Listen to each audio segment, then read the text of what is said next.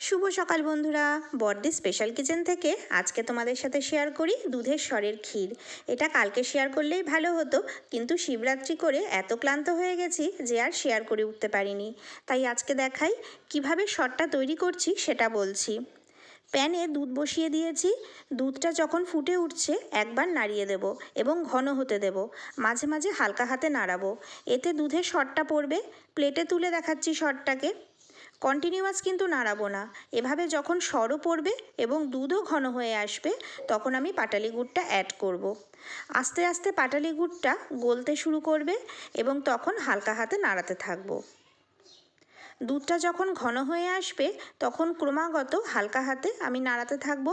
ক্ষীরটা দানা দানার মতো হয়ে আসবে, তোমরা দেখতেই পাচ্ছ স্ক্রিনে, এবং শুকনো হয়ে আসবে।